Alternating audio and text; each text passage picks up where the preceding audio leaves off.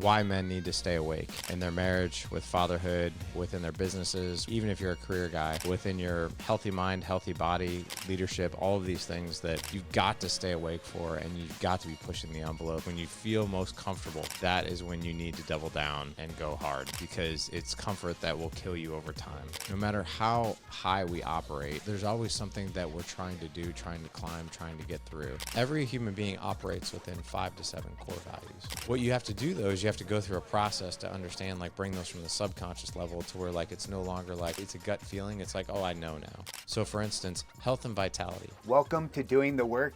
I'm your host, Ethan Schindler, and I'm absolutely excited about our guest today. Larry Hagner is the owner of The Dad Edge. He helps empower men to transform their marriages, lead their kids with purpose, and live a legacy that they love and are proud of. And I have to start with a ton of gratitude, Larry. I started doing research about kind of dads and issues that dads are having, and I came across your story and read your book immediately. And the book you wrote just touched me so deeply. I identified with your personal story and the struggles of fatherhood, both with your own father, but also as being a dad. And I absolutely just love people who, they see a challenge, they see a problem, they bump up against something hard in their own life, and then rather than being a victim to it, they jump into the arena and not only fix their own problems, but help other people and contribute to the world in powerful ways. And that's how I see you. And just thank you so much for how you're showing up, man. Oh, thank you, man. I really appreciate that. Yeah, this whole mission and movement, around Dad Edge, man, it just started with such darkness and just, so many face plants. And it wouldn't be here without the mistakes, right? Yeah, absolutely. You have to have those things. And also, it doesn't make it any less hard. So I know it's been a long road for you, and what a cool story you have, which I'm sure we'll dive into in this episode. I saw that you had Matthew McConaughey on your show a while back. I don't remember the actual how long ago, but you started with this brilliant question, and I want to ask you the same question. Imagine it's 45 minutes from now, and you talked about every single thing that you like, that your life is on fire for, everything you really wanted to talk about. In 45 minutes, what would we be celebrating? Man, that is a question I might have asked a time or two to some of my guests for sure. I would say, it's really a message around why men need to stay awake, in their marriage, with fatherhood, within their businesses, within, even if you're a career guy, within your healthy mind, healthy body, leadership, all of these things that you've got to stay awake for, and you've got to be pushing the envelope. And as soon as you let your foot off the gas, and as soon as you stop paying attention and falling asleep, that's when things get really, really dangerous. I always warn men, I was like, when you feel most comfortable, that is when you need to double down and go hard, because it's comfort that will kill you over time, right? So yeah, I would love to talk through that message in any way you want. Yeah, there's so much packed in there, so let's unpack it a little bit. When you say stay awake, what are you talking about? What I'm talking about is staying awake is never getting complacent, right? Never letting my foot off the gas, never letting myself off the hook. So like, for instance, I would say the past 120 days for me has been extremely transformative, just for me personally. I mean, I've been doing Dad Edge now for almost a decade, and I've gone through seasons as a dad, as a man, as a husband as well. I've gone through seasons where, those 5 areas that I mentioned, marriage and parenting, and who we are at the core of who we our North Star, right? How we operate when nobody's looking, our leadership skills, our health, all these different things that really, really have our attention and really, really, really will impact us as a man, husband, and father. And I am a huge fan of optimizing all of those things and not letting my foot off the gas in any one of those areas. So what that could look like is, I'm going to be actively playing with my kids in the evening. You're not going to see me sitting on the couch watching Netflix, completely checked out of, what's going on in my environment with my kids. Same thing with my marriage. I've been married to my wife for 21 years. And every single day, every day, I am showing her in some way, shape, or form how much I care about her, how much she means to me, how much I love her. And I just never let my foot off the gas. Excuse me. And I've been relentless about that. I've been relentless with my health. You know, my health journey over the past 4 months has been really, really transformative. And that's because, you know, I don't take a day off. I just don't. And sometimes when I say I don't take a day off, that doesn't mean I go all out every single day, because no one can really sustain that, you know, physically. But like, if I have 20 minutes, I'll go crush a 20-minute workout. You know, if I've got, if I have, you know, an hour and a half, I'll do an hour and a half. So, you know, I'm not of the belief of like, oh, I only have 20 minutes, I'm not doing anything today. It's I'm doing something in those areas. So Yeah, I love that. Yeah, I think what you said about not letting myself off the hook is, I think so many people, the message that you'll get a lot of times in you know, on social media and everything else is like, you know, and I'm not saying this is wrong. I'm not, but it's like, you know, take it easy, let yourself off the hook, like, you know, and I think there is a time and place for that, but I also think there's a message out there for, you are capable of amazing things. You are capable of doing hard things consistently, and those hard things, as we mentioned, are what's going to, you know, transform your life. You know, that discomfort is necessary, and not enough people are willing to get uncomfortable, like you mentioned earlier. they're not. They're not. In fact, I think, you know, you have to override. I think that, you know, the brain wants to keep you comfortable. You know, the brain is constantly searching for comfort. It wants to avoid discomfort, you know, at all costs. But it's really that discomfort, you know, that really builds that resilience. It builds confidence. You know, when you can do hard things, when you make a promise to yourself, you know, like I'll give you an example. You know, I had a podcast guest come on a few weeks ago by the name of Fraser Bailey. And Fraser, he's got a platform that's called Superhuman. And if you look at him, he looks superhuman. So he's a vegan bodybuilder, but he looks like he eats the dumbbells for breakfast. Like he's one of the most like ripped, like built people I've ever seen up close in my life, except for professional bodybuilders. And he said something that was really, I think, inspirational. And that is, you know, like if you look at Fraser aesthetically online, you're like, oh my gosh, like this guy, like doesn't have a problem in the world. Like mentally, he's got it all put together. He's got a beautiful wife. He's got a beautiful daughter. He's got a beautiful house. He's got an incredible business. He's built well.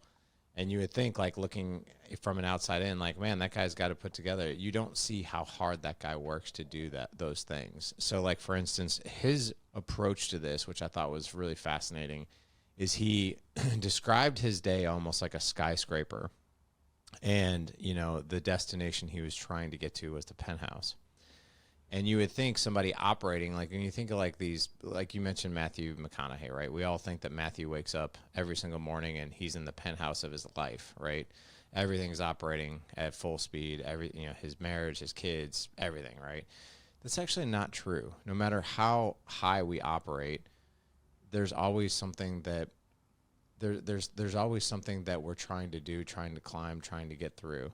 You know, some of my clients right now, I mean, I'm blessed, man. Right now I'm working with a couple of celebrity clients that are really in the limelight. And these people are examples of like, if people saw these people, they're like, oh, that person's got everything on point. That's actually not the case at all.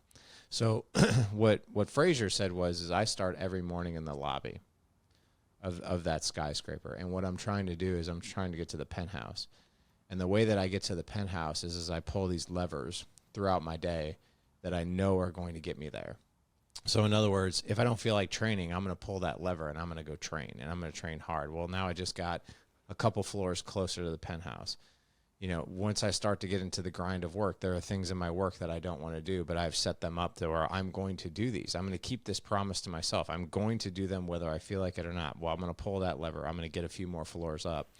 I'm going to go out and I'm going to spend time. You know, Fraser's like, I'll go out and I'll spend time with my daughter, even though I know that like I have other things that are pressing, right? But I'm still going to spend time with my daughter. I'm going to take her to the park. I'm going to chase her around. I'm going to pull that lever.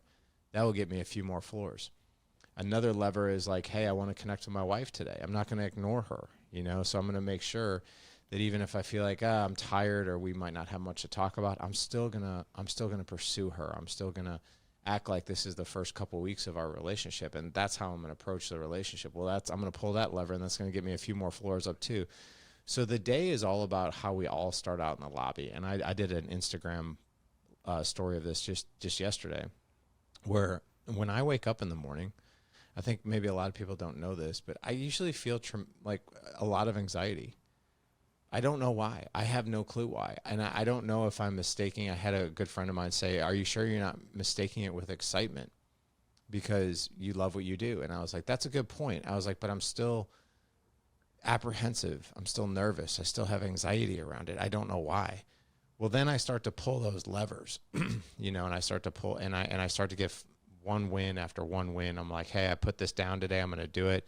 I don't feel like doing it. I made an oath to myself. I made a promise to myself. I'm going to do it. So I'm going to pull that lever. Over the past 85 days, I've been doing 75 hard. So I've got 6 rules that I have to live by in that. I know it's 75 hard, but I'm going for 100. But pulling those 6 levers builds tremendous confidence in me, and it helps me get up to that penthouse faster. If I'm keeping my word to myself and I'm stacking those daily wins, that's what makes all the difference. And I'm so glad you mentioned these habits and these ways of being, your daily ways of being, because that's really what the message this show is trying to talk about. Is like, okay, first you have to choose a purpose, right? Like, because if you don't have a purpose, then anything that comes along is right? And we know that can't be true. And I loved in your book how you talked about if being a good dad and being a good husband is literally just a decision. I think you said it like that clearly, right? You're going to choose that as your purpose, and you're going to work for that, and you mentioned like being a good, I'm a businessman, I have multiple businesses that I have to manage, and like, you can't set those on autopilot and let them do their things, just like you can't set your marriage or being a father on autopilot and hope that it works out great for you. So I loved how you're talking about intentional daily work that's going to achieve your specific purpose, not just like what everyone else wants you to do or just random stuff, right? Yeah, I mean, I think it's got to be alignment, right? And I love the fact that you have to identify like what is that purpose, and for me, like I really align those to like our core values, like my core values. I leverage those in my decision-making process all the time. And the funny thing about it is like, I'm not a big go out person. Like I'm not a big party person. Like I actually, believe it or not, like the thing that brings me the most joy on a Friday or Saturday night is just like, either in the hot tub with my wife and kids, talking to them. Maybe we're surrounded by a fire pit, chatting with my kids and their friends. Or my wife, it's these things like we went to a wedding about a month ago, and it was like one of my wife's best friends who got married, and I don't drink anymore or anything like that. Like I don't party. And like this reception was full of 50-plus-year-old men who never got out of college. And what I mean by that is, dude, I am not kidding. Like this reception looked like something out of The Hangover. There were 50-year-old men who were ripping their shirts off and doing high kicks on the dance floor. Like that's how this group of dudes like still party to this day. And they were friends of the groom, and I love the groom. He's a good dude. But all of his friends are they're crazy people. Like they party like literally they never left the frat house, and that's how all these guys know each other. And I sat back and I'm just like watching them, and I had a smile on my face. I was like, this might be one of the most entertaining things I've ever seen in a long time. But I really started to like ask myself, and even when I got home, I was like, I didn't really have a blast, like everyone there was like hammered and like, just going nuts. And it was like one of those receptions that you wish you could have been to just to see it. And I got home and I was like, why do I feel like I don't have a good time at stuff like that? It's not that I have a bad time. It's just it's not something I want to do. And I really started thinking about it, and I'm like, that kind of thing is actually like, I love people and I love groups, but being around like hammered people, that don't even like remember your name, like that's not part of my core values. Like part of my core values are health, being, what's the word I'm looking for? Not, vibrant, healthy, like I just love that type of atmosphere. So like when there's partying and tons of drinking or like people smoking weed, that's just not my thing. That's not what I gravitate to. It's not who I am. So like I have found myself in situations like that where I'm like, I should be having a good time. I'm not. Why is that? And I kind of check in with that. And it's not in line with my core values. Yeah, I think that there's two things about what you just said is I think are really poignant, and I'd like to dive into. The first one is like, shaping your environment, right? Like you have to study your own life and see like where you feel the most on fire, and you feel like things are that when you're feeling your most optimal, right? And like you also have to know when you're not. And I'm like you. I'm not going to be the guy who goes to the party or who goes to the bar or whatever, because that's not where I feel best. I'm not shaming anybody else if that's what they love, but also that's just not my thing. So I'm not going to accept that invite most of the time, and people who love me know that. So I think shaping, when you know your value, I love the thing that you said that's like I really love and want to dig into is your decision making through your values. And I'm curious to kind of dive into that a little bit with you. I have a very clearly defined set of 5 values that I run every decision in my life through, every business decision, every personal decision, everything. It's my filter for how I make decisions. And I'm curious for you, you mentioned your values, but are they like super defined, and are you willing to share them with us? Sure. Yeah. So my values are honesty. So there's 150 different core values, and they're all one word. One of the things we do in Dad Edge is we help men understand what those are. And let me just first explain like what core values are, how they show up, and what's going on with those. So core values are your North Star, right? They're the things that like you do that you either feel really good in or you feel really not so good in. And core values are also linked with intuitional intelligence. So like, I'll give you an example. If you've ever been in a situation, like for instance, like I was at that wedding and I'm looking around, I see all these people having a good time. And I say to myself, I should be having a really good time. However, I'm not. Like on a scale of 1 to 10, this is like a 4 for me, like of a good time. And you really start to wonder like, well, why is that? Like, why are all these people like ripping their shirts off, having a blast, doing shots, going crazy? And I'm like, this is not the best time in the world for me. Like, why is that? And sometimes we think like, well, something's wrong with me or something's broken, right? Something's weird. I'll give you another example. Over the past 30 years, like I have just been absolutely like committed to my health. And I work out every day just about, right? Like I said, whether it's an active recovery day where all I'm doing is like walking my dog, but I'm doing something, or I'm training in the gym, or I'm doing jujitsu or something. And I eat super clean, and that feels amazing to me. Like that, I feel like I'm in alignment. And before I knew what core values even were, I couldn't tell you why. I just know, like, I don't know, I just feel good doing this. And people will say things to you like either bad or good when you have experiences like that. So I'll give you an example. My in-laws, I love them to death. They're like the greatest people on earth. I'm even talking about my brother-in-laws too. I have 2 brother-in-laws, and then I have a mother and father-in-law. And they, over the years, man, they've given me so much crap. They're like, dude, why don't you live a little? Like, why do you eat so clean? Like, for God's sake, have pizza. And I'm like, I don't know. I was like, I feel like absolute hell if I eat stuff like that. Like, I feel terrible eating stuff like that. Like, yeah, it tastes good for a second, but I don't. And they just give me so much crap. And my mother-in-law would be like, she'll be like, my gosh, like, do you ever not work out? Like, as long as I've known you, you always work out. I was like, I don't know. It's like, it's part of who I am. Like, and I've always thought, like, am I crazy? Like, for being like disciplined, like, why do I love this? Like, everybody else is telling me this is absurd.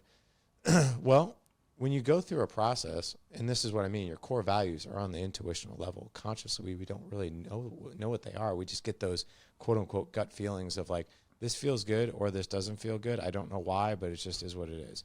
And people will also externally make mentions to you of like, they'll make observations like an ultra marathoner, right? Like Here's a perfect example. I'm getting ready for my first half marathon. It's going to be here in a few days. I've never run over 4 miles in my entire life. And so like I've made a couple videos, and I tell my wife, who's run full marathons, I'm like, what is wrong with you people? Like, you runners, like, I don't get it. Like, this is horrible. Like, I am not enjoying one bit of this. Like, how do you like this? She's like, I don't know. My wife would be like, I don't know. I just love it. I just really love it. Like, I love the feeling I get, and it's who I am. I guarantee there's something in there linked to her core values that links to that activity that feels really good, right? But I don't understand it because it's not linked to mine. So, yes, every human being operates within 5 to 7 core values, right? What you have to do, though, is you have to go through a process to understand, like, bring those from the subconscious level to where, like, it's no longer like, oh, I don't know, it's a gut feeling. It's like, oh, I know now. So, for instance, health and vitality, those are 2 of my 7, right? And that's obvious, right? So I'm like, oh, no wonder I've always loved doing this, right? No wonder people think I'm a crazy person. My in-laws think I'm a crazy person for eating right, and because it's actually part of who I am and what I value. No wonder I love it so much. No wonder, like, when I get into the gym, I'm not one of those people that dread it. I love it. So there's that. The other thing, too, is, like, I never really understood when I'm at home, like, you know, why is everything in my home, like, this, how we decorate, the feeling, the vibe, like, what is it about environment? Like, I really value, like, being able to come home, like, to our place, decompress, have our, like, environment and our things where we gather. I'm like, why is that so important to me? Because other people are just like, oh, I want a really nice car. I don't care about my house. I want a nice car. Well, environment is one of those things that's super important to me. Honesty and integrity. Like, I cannot stand liars. Like, it just absolutely, like, I just don't want anything to do with you if you're going to lie. I never really understood that. And that's kind of like a human thing, but honesty and integrity are 2 more, right? The other thing too is abundance, right? Is a huge value of mine. And I've gone down the rabbit hole of scarcity, and it doesn't sit well with me ever. In fact, I hate that feeling of scarcity. I'm like, well, why is that? Well, it's because I have this core value of abundance. And if I don't lean into that, life is not going to feel very good to me. It's going to actually feel pretty terrible. So those are my core values. And so what I do is, like, I'll give you an example of how we operate through there. We don't drive nice cars in my family. Like, my wife has a minivan. I have a Jeep. I'm almost 50 years old. It's my company car, but it's been the very first car in my entire life that I've ever bought that I wanted, right? Like, I've always wanted a Jeep. And it's a Jeep isn't like a Maserati or anything like that. So, my kids, my 16, 18-year-old, they drive crappy cars. And my wife and I decided a couple years ago that we were going to take out a $65,000 loan to put in, like, this really nice backyard project where we have, like, a big patio, we have music, we have a huge fire pit, we have a hot tub, we have a place where we can all gather. And when I ran that decision of, like, do I want to spend 65 grand on a backyard, my wife and I, for us, that, believe it or not, while that number scared us, that was an easy decision. We're like, that's an easy decision because our environment is something that's so important to us, and gathering as a family, our connection is so important to us. So we are going to spend money there because that's where our family is going to gather with all and our kids and their friends, and that's what it's been for the past couple of years. But to really hit this story home, when we finished that backyard project, I'm sitting there with my 16-year-old who's now 18, and he's just looking around. His friends were there. My other kids' friends were there. Our friends were there. We're playing music. We got the fire pit going. Like, I was just like, man, this is exactly what I hoped for, like, this beautiful place to gather. And my son sits next to me as I'm just kind of, like, sitting around, and he comes up to me and he's like, Dad, he goes, when are you going to buy your dream car? And I'm like, what are you talking about? He's like, you know, Kate's dad, he just bought a Corvette. Ethan's dad, he just bought a Mustang. And then Brady's dad just bought an Audi. Like, Dad, like, when are you going to buy your Corvette? Like, when are you going to buy? And it's funny he mentioned that because I'm like, I've never talked about a Corvette. And I looked at him and I said, and I just smiled and I was like, man, this is such a good lesson. This is such a good life lesson right now. And I just looked at him. I said, Ethan, you're sitting in my Corvette right now. And he's like, what are you talking about? I was like, well, think about it this way. I was like, I don't value cars. I don't. I was like, have you ever known me to have a nice car? Have you ever known your mom to have a nice car? He's like, no. He's like, you should get one. I was like, I did get one. It's right here. It's this backyard set. It's this patio. And he's like, I don't understand what you're talking about. I said, I could have spent 65 grand on a car. I was like, and then it's just me and you in the car. Like, I don't know how much fun that would be. And I think we'd go for rides and be like, yeah, it's cool, but that's about it. I was like, or I could have bought this. I was like, look around. I go, did I make the right decision or the wrong one? And then you saw him get it. And I was like, Ethan, I don't value cars. I value this. I value human connection. I value memories. I value seeing you light up like this with your friends here. That's what I value. I don't value a Corvette. And you saw it like hit. And he was like, this is a really good decision. I was like, yeah, when you make decisions through what you value, you won't go wrong. 100%. And I think there's probably a lot of people listening to this show right now who maybe don't have clearly defined values. You know, like I feel so don't. Like you, I found my values. Someone helped me to figure these out. And I get to the joy of getting to make decisions based on my values. But there's not everyone who's listening to the show who gets that. I'm curious, is that something through the Dad's Edge that you help men find as their values if they don't already have them? And if so, how do you do that? 1,000%. One of the exercises we have our guys do when they join the mastermind, it's an optional one. It's like we don't like hold a gun to these guys' heads and say you need to do the core value exercise. We don't do that. However, guys who come into the ecosystem and they're really intrigued to go through that process, or they're like, hey, do you have anything like this? We're like, yeah, absolutely, dude. It's right here. It's actually right there on the dashboard of our membership site when guys join our group. They see it right there. So it's a workbook. So it's a process of, I know it sounds uber simple, but this is the way it's done. So like if you open up that workbook, it gives you everything I just told you, why core values are important, right? And how to find them and how if we've never gone through a process like this, how they show up. So all the education that I just gave you is in that workbook on what this is like. Then what the men do is they get to a page where they see these 150 core values listed, and they're in 4 rows and divided up somewhat equally. And what they do is they go through line by line. So they look at these 4 words, right? And they go through line by line. And it's really amazing. Like I always tell men, going through this list of 150 core values probably shouldn't take you more than like 8 minutes, believe it or not. I was like, because what you do is you go through row by row and you circle the one core value that literally just jumps off the page, right? So you literally go from like 150 possibilities down to like 30 in like the very first run through, right? And it's way easier than what you think, because what I always tell guys is when you see the word, you're going to know it. Like you won't even second guess it, right? And so then what you do is you go through one more run. You eliminate ones that you're like, okay, I know that this is not going to be one of mine. Usually it takes 3 run throughs to where they've gone from 150 to about 30, and then they go from 30 to that 5 or 7, and they know them. Usually it's really fascinating. I'll tell men, I'm like, you'll probably, believe it or not, you won't actually even need 3 run-throughs on this. You'll probably see them. I was like, I would encourage you, if you're pretty sure that you operate within one of your 5 to 7, just make a star next to the ones that you circle. Because if you're feeling, like I knew the first run through, health and vitality, yeah, those are 2 out of the 7 for sure. Right. Without a doubt. So that's how you do that. And then once you have your list of 5 to 7, there's one more step. And that's writing a being statement. And a being statement this is like your way of operating. This is like the operating system on your iPhone. An iPhone is just an iPhone. The thing that makes it work is the operating system, right? And you have to update that operating system. If I'm still, if I have my iPhone set on, operating system 8.1, that thing is not going to function like it does at like 17.6 where it's at now. So what we have is we have men write a being statement. And how that looks is you take those 5 to 7 core values and you literally write 4 to 6 sentences.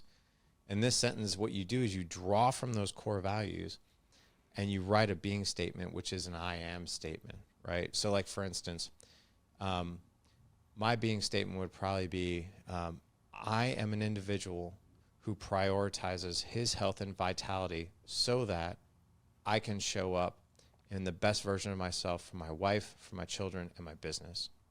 That's the first sentence of my being statement, right?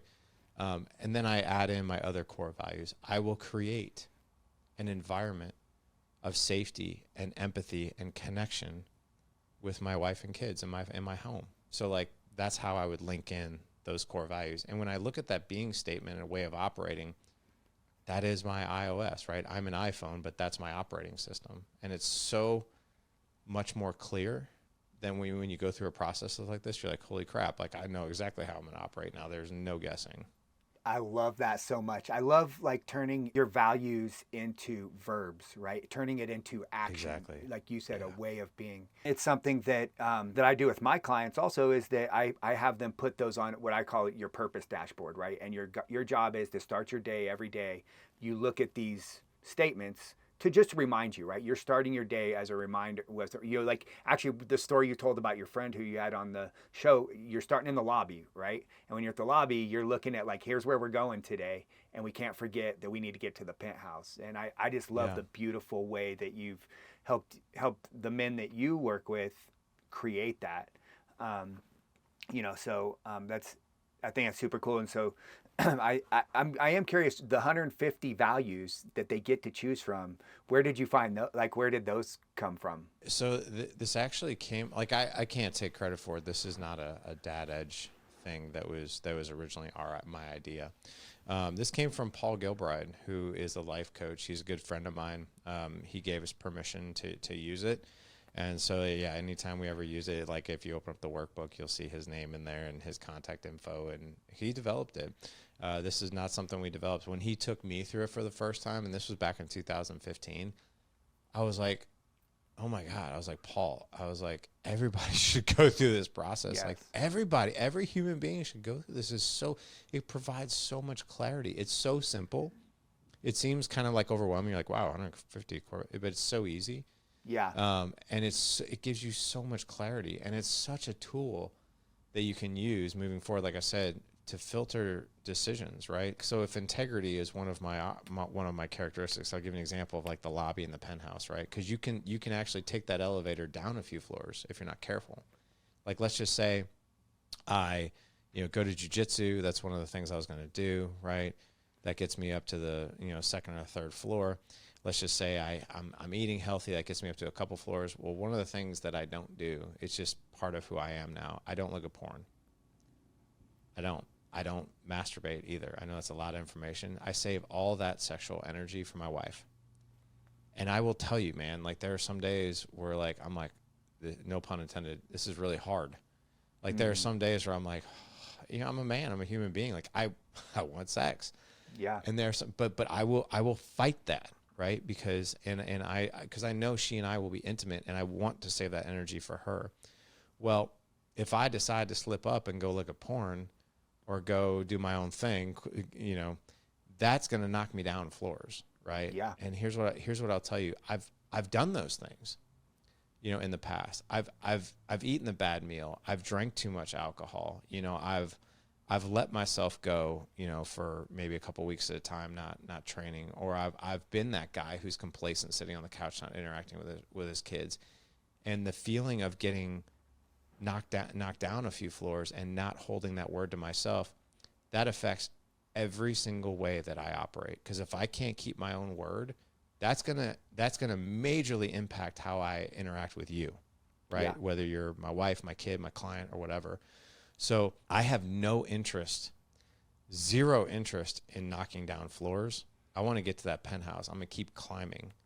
And leveraging those core values keeps that energy going, right? Because otherwise I'll just give in to my vices and temptations if I'm not acutely aware of that at all times.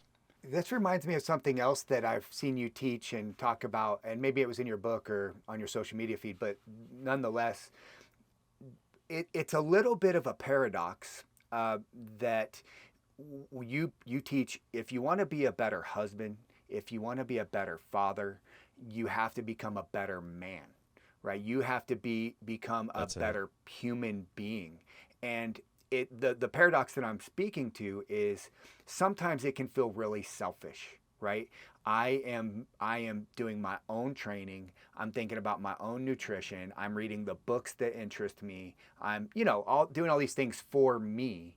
And sometimes if you're not thinking about that purpose of I'm doing this so that, I can be a good husband and be a good father, sometimes it can be perceived as, by yourself and others, that you're being a little selfish and self-centered.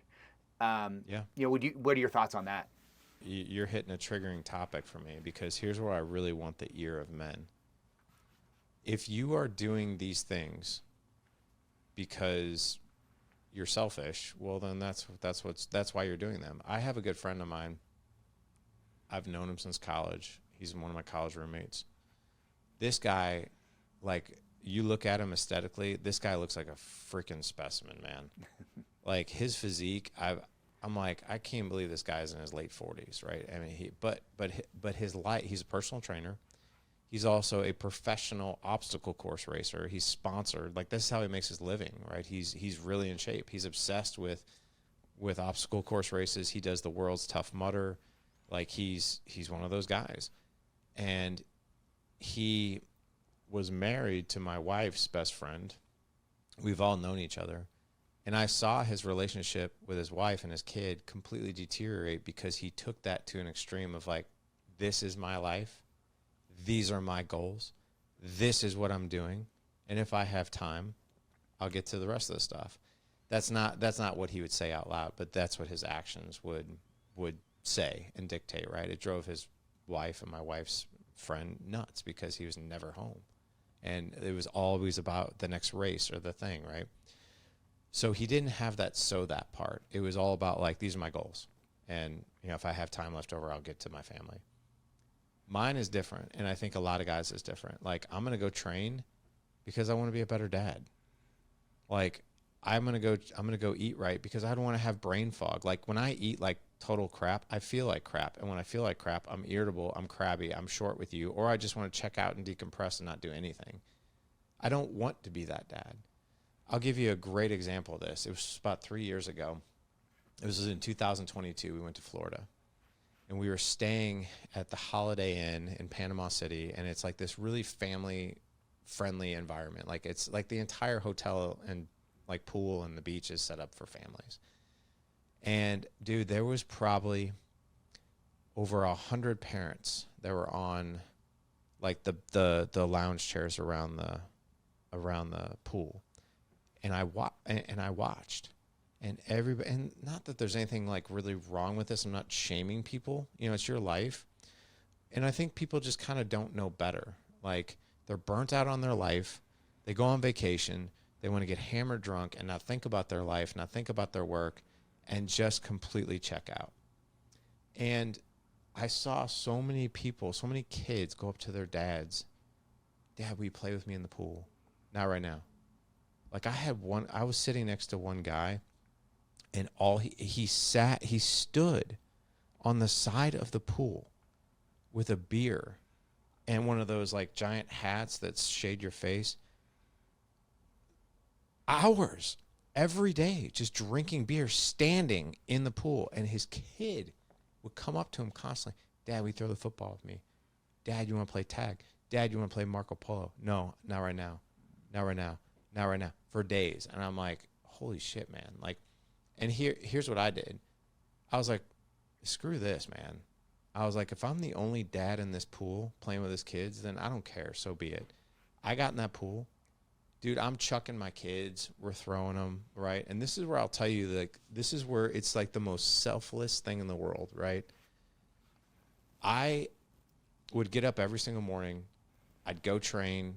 I'd go get my head right so that I can be like this awesome dad on vacation. So I'd get up before my family. I'd go train. I'd like get my head right. I'd meditate. I'd do all these things. Then I'm getting in this pool, man. I got nothing to numb myself with, right? I'm throwing my kids in the pool. I'm not drinking alcohol. Suddenly my 18-year-old, this is where I think generational impact can really be huge, right? My 18-year-old gets in, and I've got two little guys. I have a 10-year-old and an 8-year-old. And he's like, Dad, he goes, can I throw Colton while you throw Lawson? And I'm like, heck yeah, you can. Get in here, boy. And dude, I'm sitting here like it's just the two of us. We're surrounded by all these people that are like literally half checked out. They're napping, they're drinking, they're out. And here's me and my son, and I'm looking at my son, and I'm like, I got this glimpse of my 18-year-old as he's chucking his little brother, and I'm like, this is the dad you're going to be. Yes. Right? And then it took about 3 days. And then I had this dude come up to me, and he's like, hey, he goes, and I was playing with my kids almost the whole time, right? And this dude comes up to me, and he's like, hey, man, he goes, I've been watching you for a few days and just watching you play with your kids. He's like, my son keeps asking me, Dad, will you do what that guy's doing? He's like, and I haven't done it because I didn't want to be like a weirdo, like being in the pool, like next to you, throwing my kid, and you're throwing your kid. He's like, do you mind if I like throw my kid next to you, like, and we throw our kids together? I'm like, are you kidding? I was like, dude, let's get in this pool. Get your kid. So we're chucking these kids, right? And like everybody else is like watching us, and they're completely checked out. But that's what I mean. Like, there's going to be other people out there that watch you. They watch how you operate. They watch what you're doing, and they watch what you're not doing. And if you ever think that this ripple effect of good fatherhood isn't real, it is, because there are a lot of guys out there just like, I want more with my kids. I want to play with my kids. I want to do this. But sometimes they need to see somebody else go first to think that it's normal, because otherwise it's just normal for me as a dad to like check out, get hammered drunk, not interact with my kids. Hey, I'm on vacation. Don't bother me. That's selfish.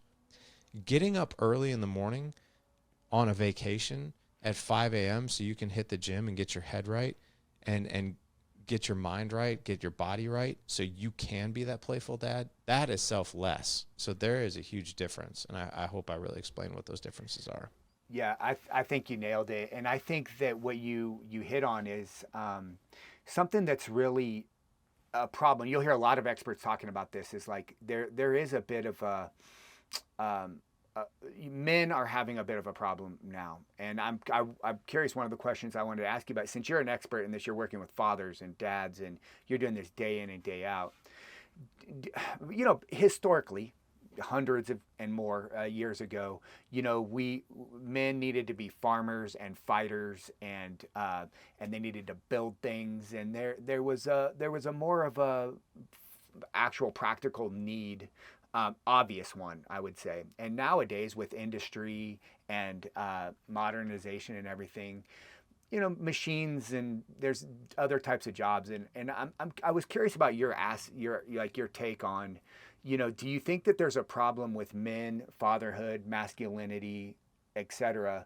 Because the truth is, if someone could say, well, we don't need men anymore. You know, women do raise children on their own nowadays. Women go to work and handle everything on their own, and unfortunately lead their families on their own. I'm kind of just curious about your take on that dynamic. As far as like the specificity of the question, like, yeah, go ahead. Do you just feel like there's a problem with men nowadays because of modernization? Because, like, you know, there's not as much of a physical, obvious fight and build things need nowadays. I really think that, and again, this is not, I'm just going to speak very directly on this. I truly believe there's a war on men. There's a war on masculinity, you know, and I do believe that there's toxic masculinity. I think you can be an abusive man, but you should never associate an abusive man with a man who's trying to better himself. Because I think the lines are fuzzy there, right? If I am trying to, like, I think society wants us to shut up, to work hard, you know, to be somewhat beta-tized, right? I mean, I think you see that in the Peter Griffins and the Homer Simpsons and like the Al Bundys, and like you still watch sitcoms and stuff like that, and I can't stand how they portray men of like, I don't know what the hell's going on. Maybe go ask your mother. That's not. I don't think that's. I think that's reality for a lot of people, but I don't think we should, as men, I don't think we should accept that as that should be the reality. The reality is this: we are the leaders of our family, and a leader has one thing, okay? And a lot of people think leadership and they think dictatorship. I'm not a dictator in my family. I'm an influencer in my family. I'm an encourager in my family. I'm a life lessons teacher in my family, right? Those are the things that I do in my family. And guess what? Whether you think so or not, your kids want to be led by you.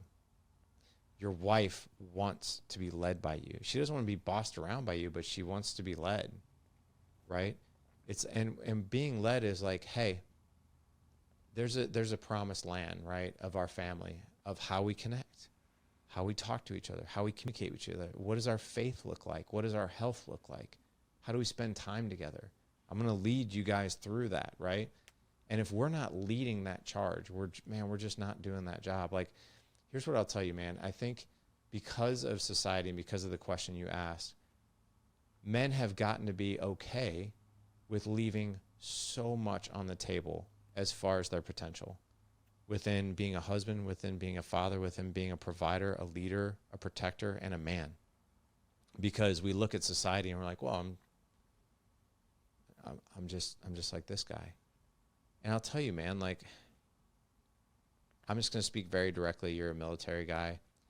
If you're a fat, out of shape dad that's on his phone, that's checked out, and you're telling yourself like, hey, I'm doing everything right. I'm providing for my family. They got food on the table. They have clothes on their body. No. Like, I'm not saying you need a six pack as a father. I am not saying that. But your kids, you are the walking, talking 3D movie example for everything that these kids, and they are watching you and they are taking notes. So they're watching how you interact with their mom. They watch the food that you put in your body. I gave up alcohol to do 75 hard 85 days ago. My son, I had an event at my house for 9 men, and we did a party bus where I took these guys downtown for a nice dinner and everything. And my 10-year-old, like, I never knew how observant he was. And he goes, and I'm getting the cooler ready with beer and stuff like that because we're taking these guys out, and I'm not going to drink, but they'll probably have a few beers. And my 10-year-old comes up to me. He goes, "Who's the beer for?" And I go, "It's for my guys, that we're going out tonight." He goes, "Are you going to be drinking any of that?" And I just looked at him and I go, "Do you think I'm going to drink any of that?" He goes, "Well, I haven't seen you drink in like 80 days." And I'm like, I go, how did you know that? And he goes, "I've heard you talk about it, like, to mom or your friends." He goes, "And I know you haven't drank since the cruise," because we went on a cruise as a family. I'm like, "You saw that?" He's like, "Yeah." He's like, "I know." He goes, "I thought you would probably drink your club soda tonight." I'm like, "Yeah." But like, they watch, even if I had no clue he was watching that. Not a clue. And I'm like, holy crap, he's 10. He's taking these notes. So if you don't think your kids are watching, they watch everything. So why not lead the life that you truly want to lead? Because not only do it for you, but you got these little eyes watching you. Like, what more motivating is that? I'm like, holy crap. I'm going to do this marathon like in the next couple of days, or this half marathon. And there's a part of me that, like, I'm almost 50 years old. I want my kids to see that because I want them to believe. I don't want them to buy into like, oh, you're over 40, it's over for you. Or you're almost 50, like, you can't do that stuff. Man, you can do anything you set your mind to. That's one of the biggest reasons why I want to do this, is to show them of like, hey man, anything's possible. And if you set your mind on something, you commit to something and you execute, that's what it's all about, right? So like, I encourage men, really take a look at the life that you're leading. And if it's in line with what society is telling you to do, which is shut up, sit down, eat terrible food, just drink your problems away, man, your kids are watching you do that, and that we're leaving a lot on the table if we're doing that stuff.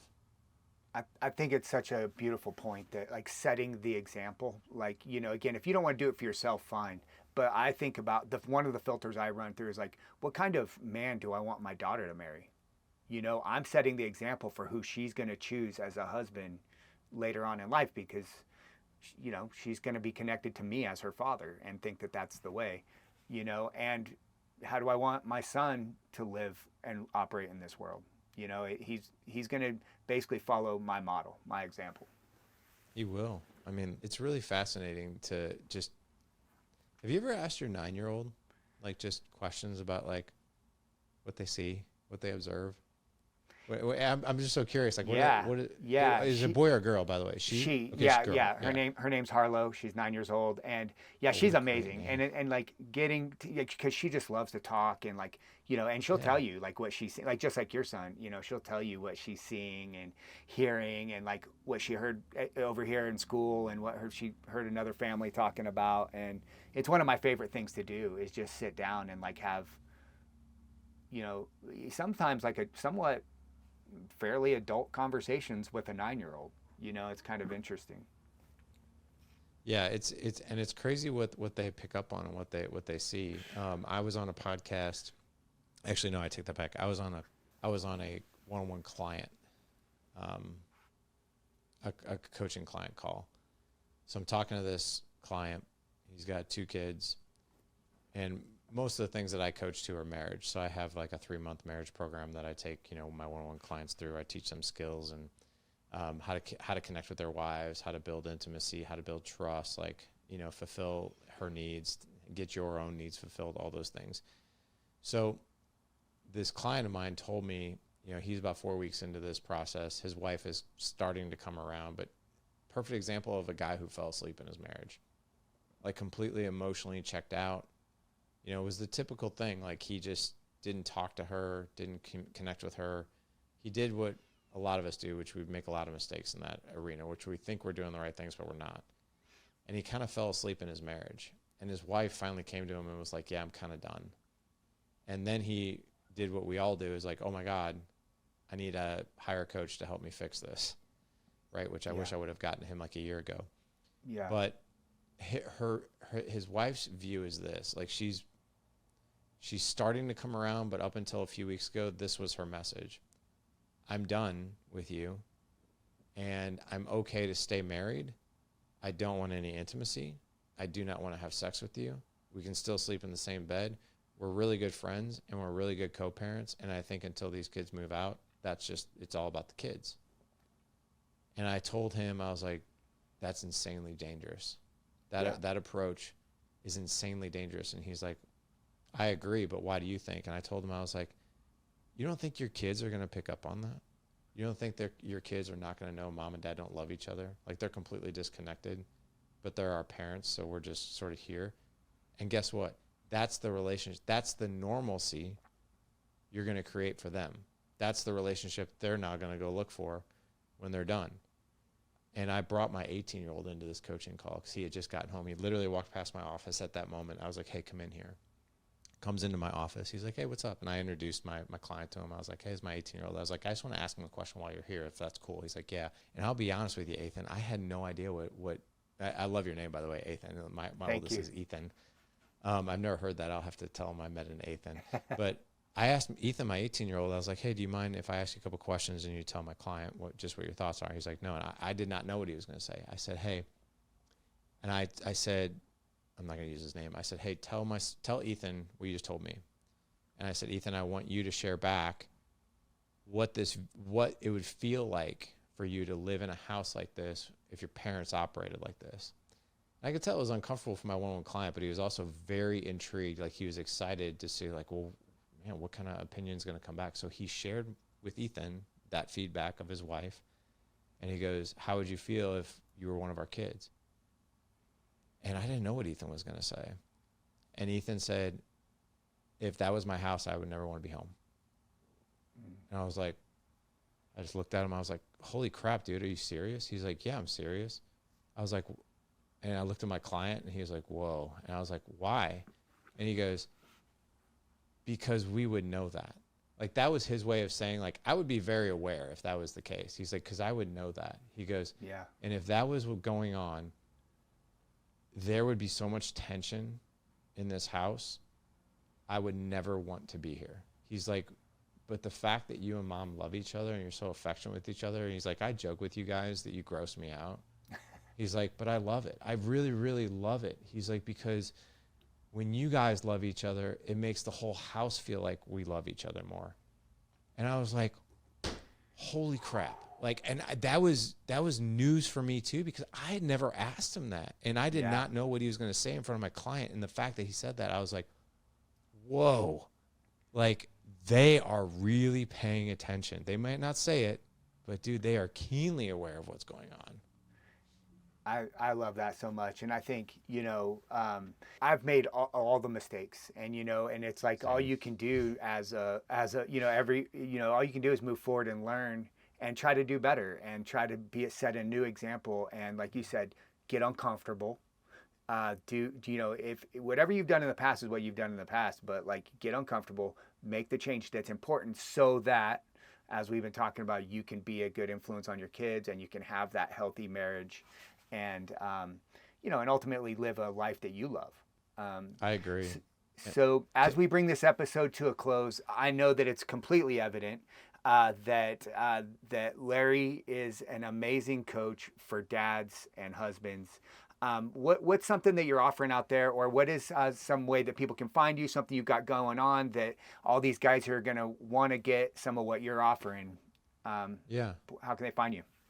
Well, first of all, I want to close with just this last comment. I'm not always good at this stuff. Like, and I want to end this podcast with a very human message. I screw up every day. I mean, holy crap, dude. I go to battle with myself every single, I start in the sometimes I don't even start in the lobby. I start in the freaking storage in the basement, right? And sometimes I'm trying to get up to those next floors, and I'm like, crap, I just went down too. I got to recover. I got to repair, right? I said something like horrible to my wife the other day. Like, I was in a bad mood. She was in a bad mood the day before, and she's like, why are you so angry today? And I was like, I don't know. Why were you angry all day yesterday? And as soon as I said it, I was like, oh my God, what is wrong with you, dude? And I saw my wife like it just killed her, and it made her angry, and it hurt her feelings. And I was like, and so I was, and the ego in me wanted to just protect and justify why I said what I said. And I was like, screw that, man. And I just, she was cutting up some vegetables, and I just grabbed her and I just hugged her, and she hugged me right back, super intense. She knew what I was doing. And I just whispered, I was like, I'm so sorry, Jess. I'm so sorry. She's like, I am so sorry too. She's like, I was crabby all day yesterday. She's like, but yeah, what you said did hurt me, and I really appreciate your apology. But here's the good news. You are not going to execute this stuff perfect every day. I know I don't, and I coach this stuff. But here's the good news. The quality of a relationship is not in executing that relationship perfectly. It's actually in the repair. It's actually in the repair.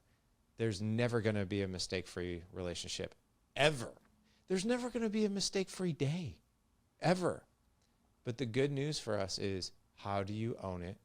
How do you apologize? And how do you repair it? And that is what's really hard for us. But dude, I have to, there's days I apologize every day. So I don't want anybody to think that I do this flawlessly or perfectly. It is a fight. It is a fight and a battle. So I want to say that. As far as what we do and what we have to offer, I always tell people I have enough content to keep you busy for a decade, because we've got almost 1,300 episodes on the podcast. Interviewed amazing people. So if you want to start at the podcast, that's free toolkit for you, right? We have a YouTube channel too called The Dad Edge. You can start there. I've got free resources on thedadedge.com, like marriage resources, some parenting resources on there. If you're one of those people who's just yeah, I'm kind of done with podcasts, I'm kind of done with the free stuff, get me coaching, because I want action execution. I've got 3 different options for you. Number 1 is the Dad Edge Alliance. That's for our career guys, our 9-to-5ers. So, and the reason I say that is because we have a program that's basic and robust that helps you optimize those 5 areas. So marriage, parenting, leadership, health, and who you are, right? How you operate. We also have another program called the Boardroom. That's for business owners. We carved that out about 5 years ago, just because we knew that business owners had just different needs as it related to their business and their life. So we just separated those 2 programs out. And then the third one is you can work with me one-on-one if you want. Best thing to do is, if you're interested in the mastermind, just head over to thedadedge.com/mastermind. If you want some free resources, in the nav bar on the website, I said it's got resources right there. You can download that. If you want to work one-on-one with me, just type out an email, info@thedadedge.com. If you need one-on-one coaching, I answer all those emails myself, but that's the best way to get a hold of me. Amazing. I want to end where I started, just with a massive amount of gratitude. I am so grateful that there are people out there like you who are doing such important work and who weren't selfish about. You could have just become a great dad for you and your family, and no one would have faulted you for that. But you've taken it upon yourself to educate and help armies of men to do better in their lives. And I just love, and I'm so happy that there are people like you out there in this world. So thank you so much, and I appreciate you. Well, back at you. I mean, you're doing this amazing podcast and you're giving this resource. I mean, like, your audience, like, I got to tell you, I mean, I'm so impressed. I listened to a few of your shows, and I mean, your audience has got such a great leader at the helm of your podcast. And I just think your audience is super lucky to have you. But I appreciate your compliments, but thank you. Yeah, absolutely. Well, my friend, have a great rest of your day. Thank you for being on the show. And I know everyone's going to love it. Thank you, sir. Appreciate you back.